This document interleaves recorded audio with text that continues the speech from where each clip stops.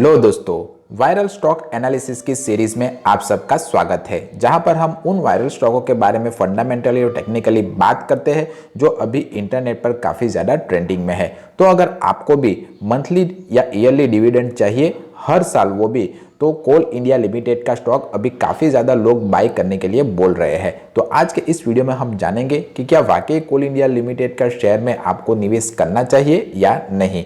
तो कोल India limited का share अभी 416 रुपीज़ पर ट्रेड कर रहा है।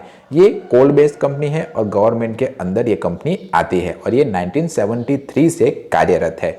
इस कंपनी का जो मार्केट कैप है वो 2,56,616 करोड़ रुपीस के आसपास है।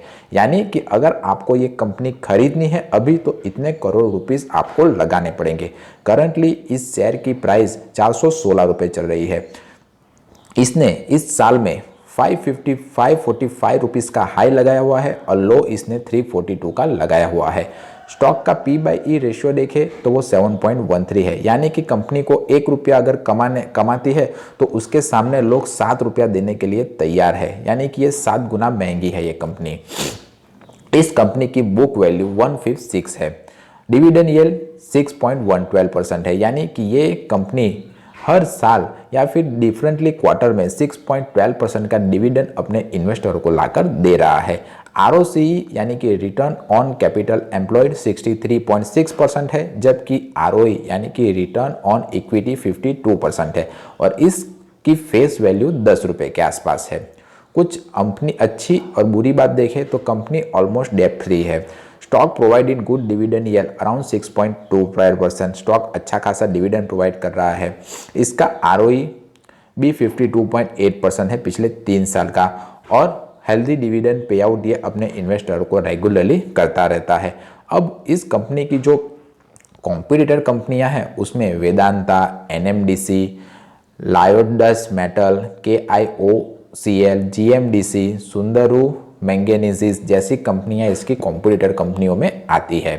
क्वार्टरली रिजल्ट देखें तो जून 2024 का जो क्वार्टर था उसमें इसने 36,465 करोड़ की सेल्स की थी, जबकि सितंबर 2024 में वो सेल घटकर 30,673 करोड़ के आसपास रह गई थी। एक्सपेंसेस अराउंड 22,000 करोड़ के आसपास रहता है और इसका ऑपरेटिंग प्रॉफिट भी 8,617 करोड़ है, जो पिछले क्वार्टर की तुलना में कम है। तो सितंबर के क्वार्टर में इसने कम प्रॉफिट इन्वेस्टरों को लाकर दिया हुआ है। इसका नेट प्रॉफिट पिछले क्वार्टर की तुलना में 4,000 करोड़ कम है। पिछले क्वार्टर में इसने 10,944 करोड़ का नेट प्रॉफिट दिया था, जबकि वो प्रॉफिट अभी 6,275 करोड़ का अभी दिख रहा है। कंपाउंडिंग सेल्स ग्रोथ देखें तो इसने 10 साल में 7% का कंपाउंडिंग सेल्स ग्रोथ दी हुई है, 5 साल में 7% की कंपाउंडिंग सेल्स ग्रोथ की हुई है और 3 साल में 16% की कंपाउंडिंग सेल्स ग्रोथ दी हुई है। कंपाउंडिंग प्रॉफिट ग्रोथ देखें तो इसने 10 ईयर में 9% का, 5 साल में 16% का और 3 साल में 43% की कंपाउंडिंग प्रॉफिट ग्रोथ दी हुई है। स्टॉक प्राइस का CAGR देखें तो इसने 10 साल में 2% का, 5 साल में 15% का, 3 साल में 38% का और 1 साल में 20% का स्टॉक प्राइस का CAGR दिया हुआ है। जबकि return on equity last year इसने 52% का, 3 साल में 53% का, 5 साल में 51% का और 10 साल में 47% का रिटर्न ऑन इक्विटी दिया हुआ है।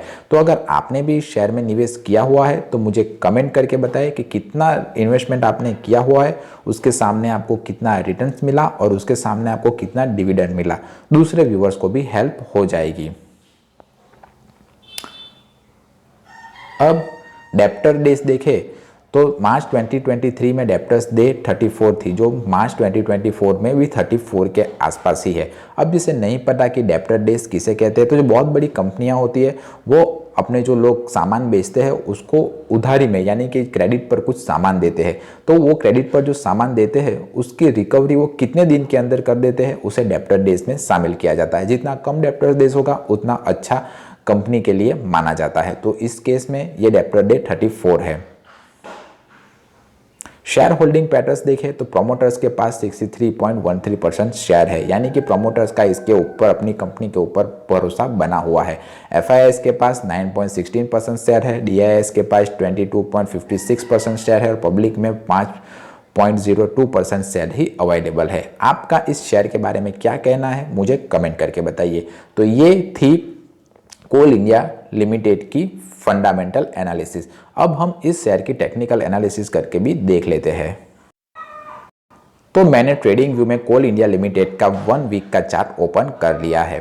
तो ये जो शेयर है वो अराउंड 544 का हाई लगाया था उसने, कब? 26 अगस्त 2024 को। और उसके बाद ये share continuously fake breakdown pattern बनाकर नीचे गिर रहा है। और ये शेयर ने अभी यहाँ पर एक 403 के ऊपर एक बेस लाइन बनाई हुई, बेस लिया हुआ है और यहाँ से ये ऊपर जाने की कोशिश कर रहा है। आइडियली अगर 9 और 15 ईएमए के नीचे कोई स्टॉक अगर ट्रेड कर रहा हो तो उसे बेरिश स्टॉक ही माना जाना चाहिए। अगर आप इसमें ट्रेडिंग करना चाहते हो तो उसमें शॉर्ट पोजीशन बना सकते हो। पर अगर आप इसमें अगर लॉन्ग पोजीशन बनाने की सोच रहे हो तो प्रॉपर स्टॉप लॉस और टारगेट रखिएगा और उसके बाद ही निवेश करने के बारे में सोचिएगा। अगर इसमें निवेश करना चाहूँ तो मैं अभी इस शेयर को 416 पर अगर खरीदता हूँ तो मैं स्टॉप लॉस 400 का रखूँगा और फर्स्ट टारगेट मेरा यहाँ तक का यानी कि 15 ईएमए 9 ईएमए यानी कि 444 का रहेगा और उसके बाद आगे का टारगेट रहेगा। पर अगर आप इस शेयर में बुलिश में आए तब निवेश करना चाहते हो तो एक अच्छी कैंडल 9 और 15 ईएमए के ऊपर बुलिश कैंडल क्लोज हो और दूसरी कैंडल बनने की शुरुआत हो तब जाकर आप इस शेयर में आप निवेश करने के बारे में सोच सकते हो। तो ये थी इसकी टेक्निकल एनालिसिस। आपका इस शेयर के बारे में क्या कहना है मुझे कमेंट करके बता सकते हो। कोई और शेयर हो जिसके बारे में आप मुझसे पूछना चाहते हो तो भी कमेंट करके पूछ सकते हो। मुझसे इन्वेस्टमेंट चालू करवाना चाहते हो तो आप बेझिझक मुझसे इन्वेस्टमेंट चालू करवा सकते हो, मुझे कमेंट बॉक्स में कॉन्टैक्ट कर सकते हो। मिलते हैं अगले वीडियो में, तब तक के लिए बाय बाय।